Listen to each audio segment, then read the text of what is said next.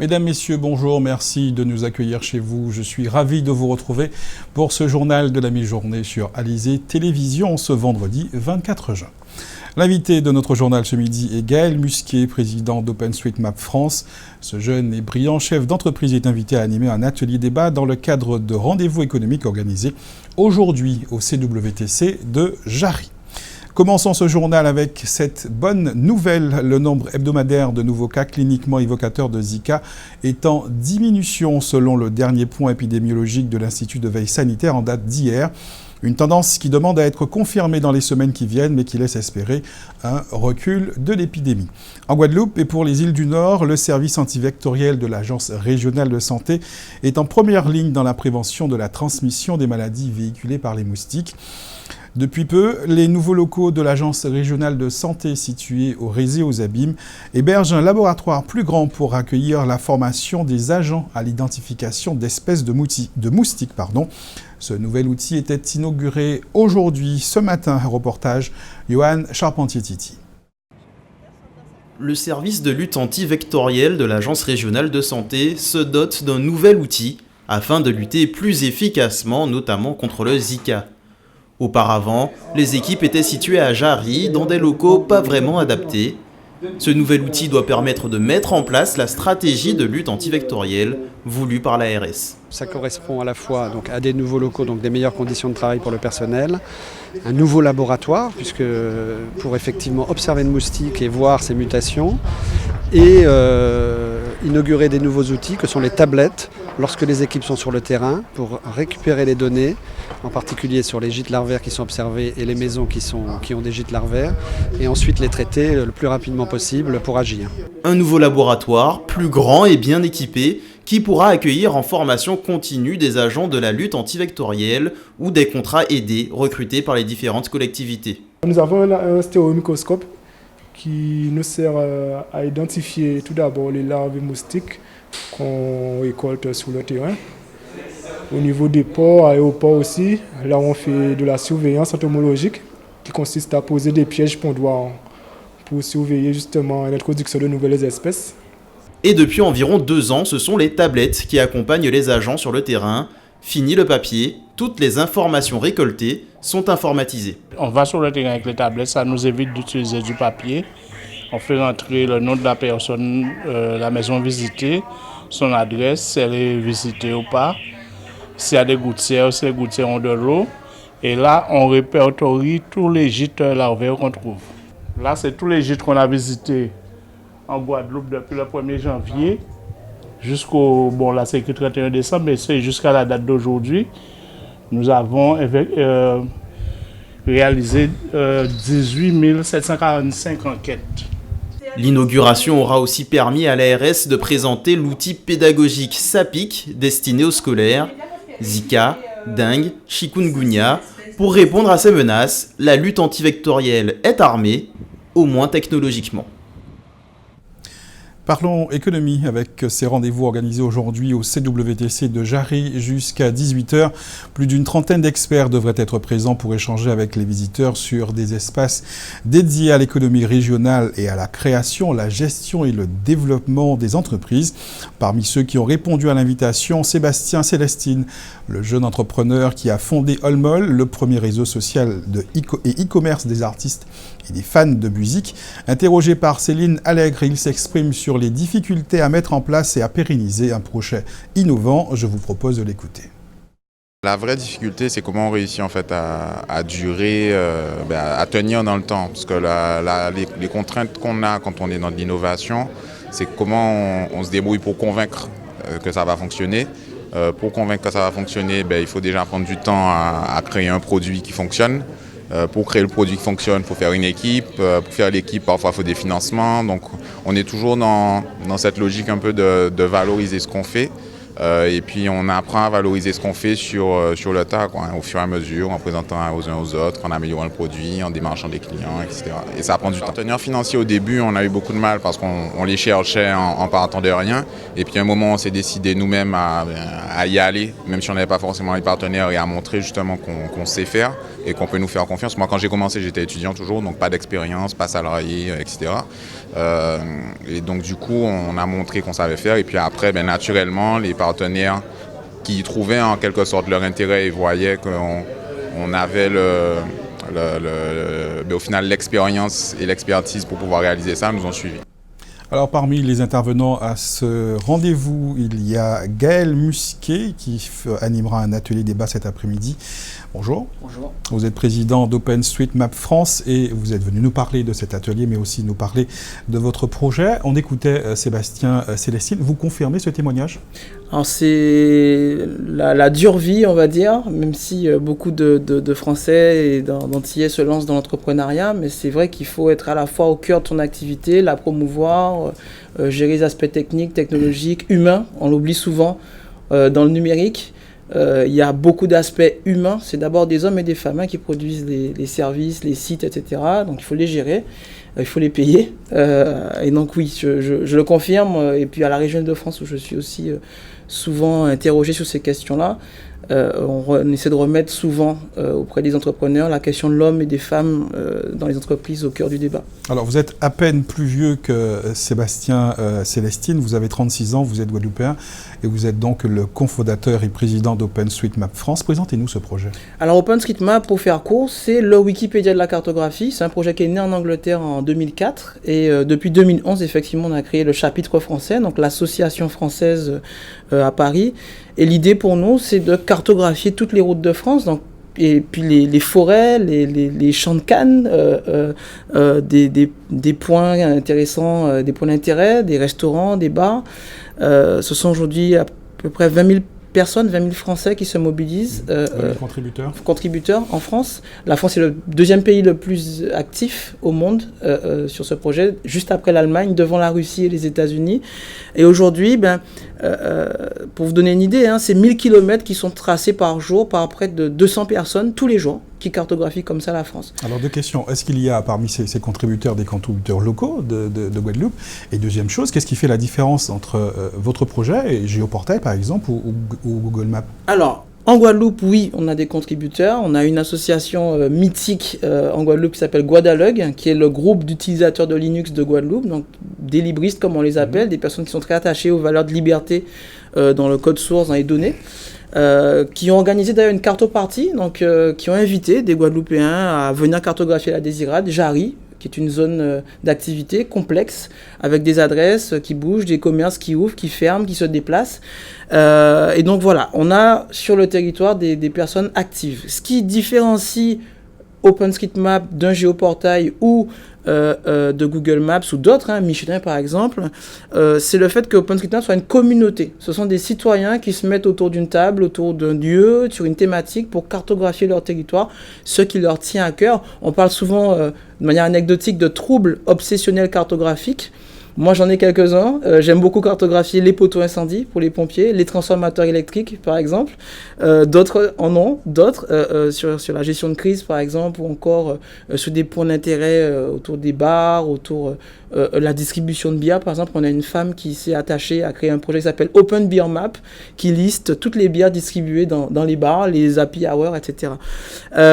Cette carte est libre. Et elle est gratuite. Donc vous avez le droit de la copier, la modifier, la remixer et même la revendre si vous voulez, de développer des services comme celui de Sébastien tout à l'heure, qui voudrait par exemple créer au niveau de sa billetterie, mettre des cartes avec des points sur lesquels des concerts quand des concerts vont se dérouler, avoir lieu, ou des manifestations. On peut créer sa propre carte librement et gratuitement à partir d'OpenStreetMap.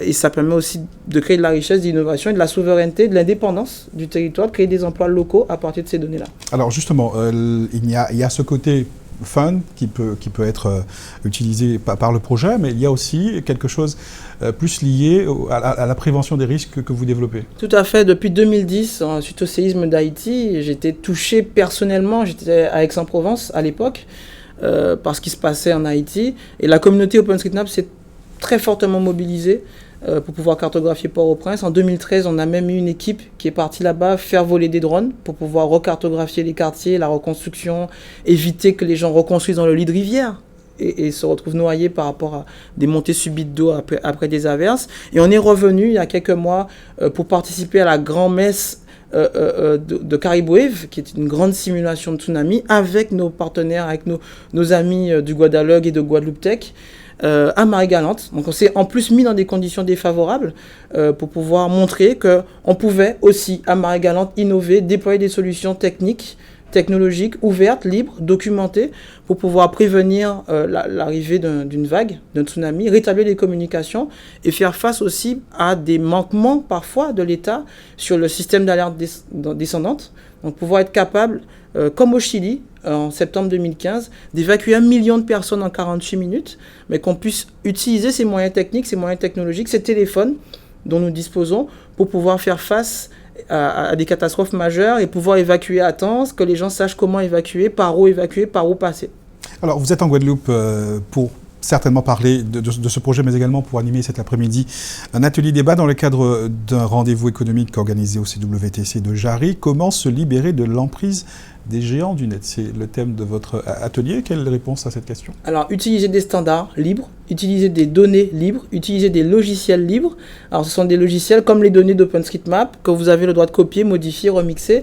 Des grands logiciels mythiques utilisés, donc le noyau Linux, Mozilla Firefox pour ceux qui connaissent, LibreOffice qui remplace, qui est une suite de bureautique par exemple, sont des grands logiciels très connus. Mais pour vous donner une idée, WhatsApp par exemple est né parce qu'un protocole libre permet de faire de la messagerie instantanée. Sauf que ce protocole-là, c'est le même utilisé par Google, le même utilisé par Facebook Messenger. Et on voit bien que toutes ces briques libres-là ont su être exploitées à juste escient par ces géants du net pour pouvoir créer de la richesse et créer des services. À nous aussi de savoir les utiliser dans nos collectivités, dans nos entreprises, pour créer des entreprises locales, qui créent de la richesse localement et qui pourraient aussi adresser des solutions à nos voisins caribéens. Le rendez-vous, c'est cet après-midi, 16h30 au CWTC de Jarry. Juste en quelques mots, vous attendez qui et qu'est-ce que vous espérez des échanges? Alors, j'attends tout type de personnes, des personnes dans des collectivités. On pense souvent aux start-up en termes d'innovation. Il y a aussi des fonctionnaires qui innovent. Il y a des agents chez des fournisseurs d'électricité qui innovent. On attend tout le monde. Des personnes qui ont une volonté de reconversion professionnelle, qui souhaitent s'orienter vers des métiers du numérique. On les attend. Des étudiants qui souhaitent avoir un horizon, découvrir des nouveaux métiers du numérique, on les attend. Des élus, pourquoi pas, qui souhaitent avoir une vision de ce que devrait être une stratégie industrielle numérique en Guadeloupe et dans la Caraïbe. On vous attend, venez nous voir et on vous exposera tout ça. Rendez-vous donc cet après-midi, 16h30 au CWTC. Merci beaucoup, Gaël Musquet, d'avoir été notre invité. On passe maintenant à notre tour d'horizon de l'actualité dans la grande région. En Guyane, la bataille des prix est engagée dans le domaine aérien. À l'approche des Jeux Olympiques de Rio, les compagnies desservant le Brésil depuis Cayenne cassent les prix. Mais avant, direction la République d'Haïti, c'est notre rendez-vous Caraïbes. La représentante spéciale du secrétaire général pour Haïti, Sandra Honoré, a condamné fermement les actes de violence perpétrés dans l'enceinte du Parlement haïtien. Saluant les efforts et les capacités de la police nationale d'Haïti pour ramener l'ordre public, elle exhorte les autorités nationales à achever leur enquête rapidement. Sandra Honoré a réitéré son appel à tous les sénateurs et députés haïtiens à accomplir leurs devoirs et responsabilités envers leurs électeurs en permettant une solution pacifique à l'impasse actuelle à travers un vote à l'Assemblée nationale et ce, conformément à l'accord du 5 février. La semaine dernière, le secrétaire général de l'ONU, Ban Ki-moon, s'était inquiété du prolongement de l'incertitude politique en Haïti. Il avait appelé l'Assemblée nationale à déterminer un arrangement viable pour la gouvernance provisoire qui permette d'achever le processus électoral entamé en 2015. Il avait invité toutes les parties prenantes à agir de façon responsable et dans l'intérêt de leur pays et à s'abstenir de toute incitation ou participation à la violence, mais en vain. Azul, la compagnie aérienne privée du Brésil qui dessert la Guyane depuis le 20 août 2015, a décidé d'être encore plus compétitive. Avec une politique tarifaire très agressive, Azul propose un aller-retour Cayenne-Belém 3 fois par semaine en ATR 72-600 de 70 sièges. Avec cette offre, Azul a poussé la compagnie aérienne Suriname Airways à revoir ses prix à la baisse, d'autant que les demandes affluent pour le Brésil, pays hôte des Jeux Olympiques qui se tiendront du 5 au 21 août prochain. La compagnie aérienne brésilienne a décidément fait vœu de dynamiser le marché aérien au départ de Cayenne, en lançant des vols directs vers Fortaleza tous les samedis avec un Embraer E95 de 120 sièges, et ce, dès le 6 août. L'ouverture de la Guyane vers ses voisins amazoniens devient enfin effective. Le monstre du Loch Ness aurait-il migré dans les eaux chaudes de la mer des Caraïbes ? Des sons étranges émettent de l'océan sans qu'aucun scientifique ne puisse l'expliquer. Le son est trop bas pour être perçu par l'oreille humaine, mais il laisse des traces visibles sur l'oscillateur. Ce sont des chercheurs de l'université de Liverpool étudiant les données sur la pression des océans qui ont remarqué que cette région des Caraïbes présentait quelque chose de particulier. Il se produit de grandes oscillations de pression inexplicables dans le bassin des Caraïbes. En comparant les relevés de pression tirés du fond de la mer des Caraïbes entre 1958 et 2013, avec des données de jauge de marée provenant de satellites de la NASA, les chercheurs ont découvert que la mer des Caraïbes produit comme un coup de sifflet géant. Un courant très étroit et très fort traverse la mer d'est en ouest. Il devient parfois instable et crée des tourbillons. Quand ce courant atteint l'extrémité ouest du bassin, il meurt et réapparaît à l'autre extrémité. C'est le phénomène du coup de sifflet. Les chercheurs souhaitent continuer de surveiller le phénomène et de mieux le comprendre, dans l'espoir d'utiliser un jour le signal pour prédire d'éventuelles inondations côtières, ou du moins de noter les périodes les plus à risque. Restons en mer pour parler du Tour de la Guadeloupe en canot à voile traditionnel qui débutera dans tout juste 2 semaines. Le TGVT fête cette année ses 15 ans et si la flotte des marins engagés se rajeunit, elle est un peu moins fournie qu'auparavant. Ce sont 29 équipages qui sont inscrits pour les 9 étapes de cette course en mer au Tour de la Guadeloupe. Parmi les patrons qui prendront le départ, Claude Tellier, double vainqueur de la compétition, Jean Forbin, autre vainqueur de cette course, mais aussi Abel Magloire, de retour dans la liste des patrons engagés cette année. Tous auront pour ambition de ravir le titre à Marcelin Ruilbon et son équipage saint-rosien, vainqueur du TGVT 2015, mais également du championnat de voile traditionnel 2016. Éric Pommier assistait à la présentation de cette 15e édition du TGVT. Reportage. Une conférence de presse toute voile dehors, les organisateurs ont eu la fierté de présenter une 15e édition sous fond d'anniversaire.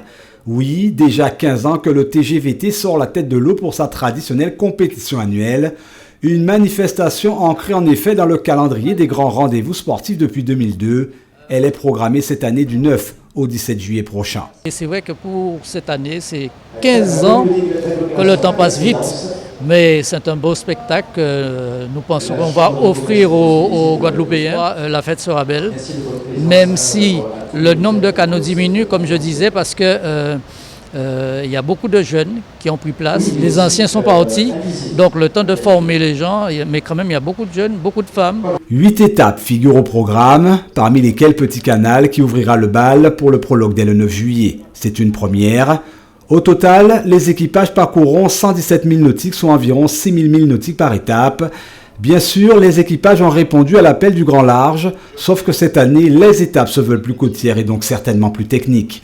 Le TGVT 2016 présente un parcours plus court et donc moins de 1000 nautiques, 117 000 contre 140 l'an dernier, mais les meilleurs sont là. Je fais partie des gens qui aiment ça, qui ont envie de se battre pour faire progresser la voile traditionnelle.